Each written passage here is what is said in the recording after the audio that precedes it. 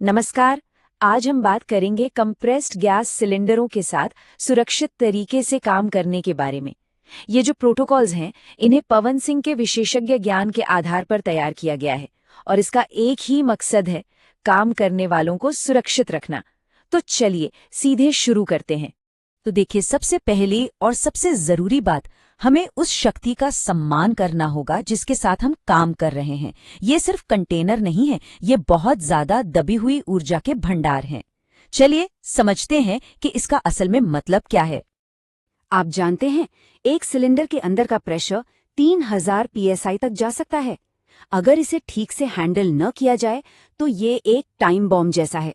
बस एक छोटी सी गलती, एक पल की भी लापरवाही और नतीजा बहुत बहुत बुरा हो सकता है। गंभीर चोटें लग सकती हैं या इससे भी बुरा कुछ हो सकता है। ये कोई डराने वाली बात नहीं है, ये तो सीधी सीधी फिजिक्स है। तो किसी भी वर्क प्लेस पर ये जो संभावित ऊर्जा है वो असल में दिखती कैसी है? चलिए इसे उन असली खतरों में तोड़कर समझते हैं जिनका सामना करना पड़ सकता है। ये सिर्फ एक सिलेंडर नहीं है, बल्कि कई तरह के खतरों का एक सेंटर पॉइंट है। देखिए, हर गैस का अपना एक अलग मिजाज होता है और उसके साथ जुड़े रिस्क भी अलग अलग होते हैं। जैसे ऑक्सीजन आग को भड़काती है, एसिटिलीन बहुत ज्यादा ज्वलनशील है और नाइट्रोजन दम घोट सकती है। इसीलिए सबसे पहला कदम है पहचान। ये जानना कि सिलेंडर में क्या है, इसका मतलब है कि आप खतरे से पहले ही एक कदम आगे हैं। यहाँ 4 बड़े खतरे हैं। पहला है विस्फोट, जिससे जबरदस्त ऊर्जा निकलती है। दूसरा, एक खराब सिलेंडर किसी मिसाइल की तरह बन सकता है। तीसरा, आग और केमिकल बर्न का खतरा तो हमेशा ही रहता है। और चौथा, सिर्फ सिलेंडर को हिलाने डुलाने से ही मसल्स और हड्डियों में गंभीर चोटें आ सकती हैं। ये सभी खतरे असली हैं और बहुत गंभीर हैं। ठीक है, तो खतरे तो साफ हैं। अब सवाल यह है कि खुद को बचाएं कैसे। इसकी शुरुआत होती है एक मजबूत नींव से, और वो है सुरक्षित स्टोरेज। इसे एक तरह का सुरक्षा कवच ही समझिए। आइए देखते हैं कि इसे कैसे बनाया जाए। 2 बहुत ही सरल लेकिन बेहद जरूरी नियम हैं। पहला, सिलेंडर को हमेशा सीधा और मजबूती से बांधकर रखें ताकि वो गिरे नहीं। और दूसरा, ऑक्सीजन को ज्वलनशील चीजों से हमेशा अलग रखें। ये बिल्कुल वैसा ही है जैसे माचिस को पेट्रोल से दूर रखना। ये छोटे छोटे काम बड़ी बड़ी आपदाओं को रोकते हैं। लेकिन बात सिर्फ सिलेंडर को सही जगह पर रखने की नहीं है, आसपास का माहौल भी बहुत मायने रखता है।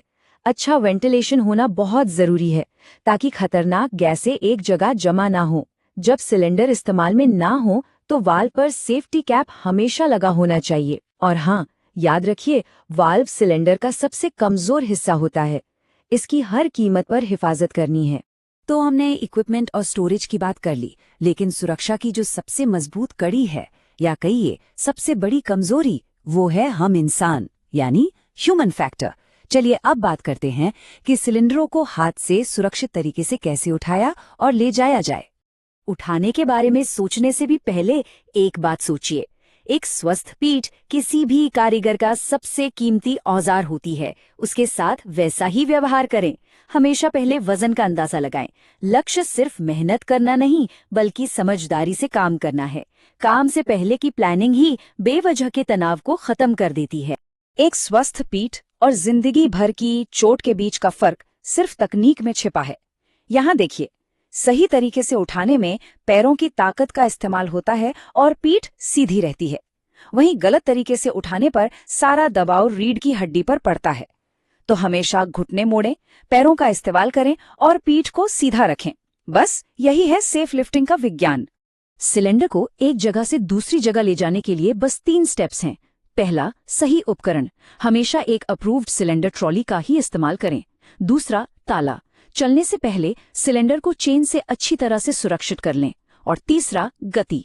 धीरे धीरे चलें, अपने रास्ते को देखते रहें और अचानक आने वाली रुकावटों से बचें। उपकरण, लॉक और गति सरल है पर बहुत प्रभावी। ठीक है, तो हमने स्टोरेज और ट्रांसपोर्ट को समझ लिया है। अब एक्शन का समय है, ऑपरेशनल जोन। यहाँ पर नियम बिल्कुल साफ हैं। चलिए जल्दी से देखते हैं कि क्या करना है और क्या बिल्कुल नहीं करना है। बाईं ओर है ग्रीन जोन। ये वो नियम है जिन्हें कभी नहीं तोड़ना है। हमेशा अपना पीपीई पहने, ग्लव्स और सेफ्टी शूज, और जैसे ही काम खत्म हो वाल्व को तुरंत बंद कर दें। दाईं ओर है रेड जोन। ये वो गलतियां हैं जो कभी नहीं करनी है।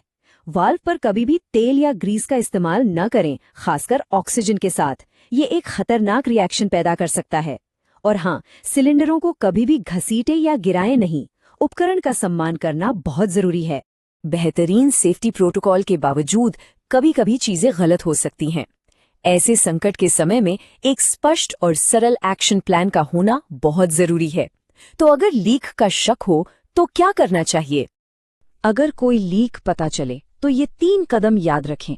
पहला, पहचान करें। जल्दी से पता लगाएं कि लीक कहाँ से हो रहा है। दूसरा, खाली करें। सभी को तुरंत उस एरिया से बाहर निकालें। और तीसरा, सूचित करें। फौरन अपने सेफ्टी ऑफिसर को स्थिति की जानकारी दें।